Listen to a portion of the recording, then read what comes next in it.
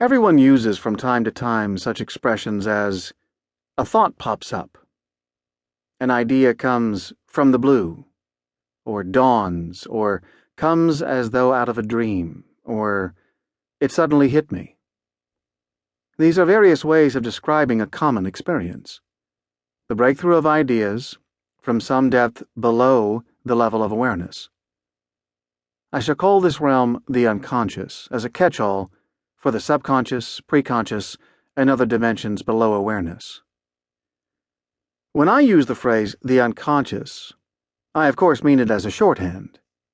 There is no such thing as the unconscious. It is rather unconscious dimensions or aspects or sources of experience. I define this unconscious as the potentialities for awareness or action which the individual cannot or will not actualize. These potentialities are the source of what can be called free creativity. The exploration of unconscious phenomena has a fascinating relationship to creativity. What are the nature and characteristics of the creativity that has its source in these unconscious depths of personality? 1. I wish to begin our exploration of this topic by relating an incident from my own experience. When I was a graduate student doing research on the meaning of anxiety, I studied anxiety in a group of unmarried mothers, that is, pregnant young women in their late teens and early 20s in a shelter home in New York City. I had a good, sound hypothesis on anxiety, approved by my professors and approved by me, that the predisposition toward anxiety in individuals would be proportionate to the degree to which they had been rejected by their mothers. In psychoanalysis and psychology, this had been a generally accepted hypothesis.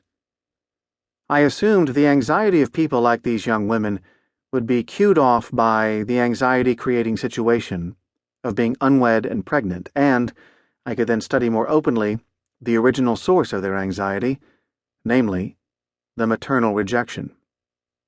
Now, I discovered that half the young women fitted my hypothesis beautifully, but the other half did not fit it at all. This latter group included young women from Harlem and the Lower East Side who had been radically rejected by their mothers.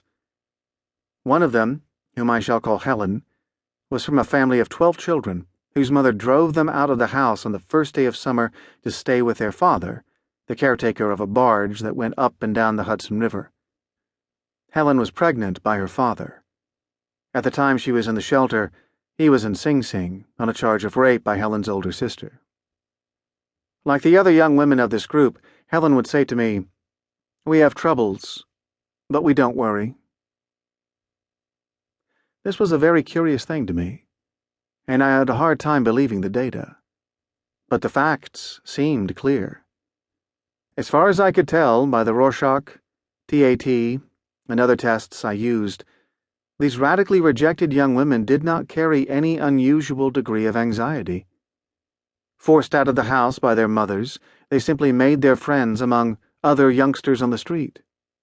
Hence, there was not the predisposition to anxiety we would have expected according to what we know in psychology. How could this be?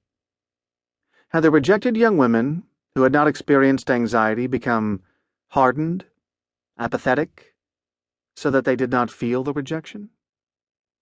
The answer to that seemed clearly no.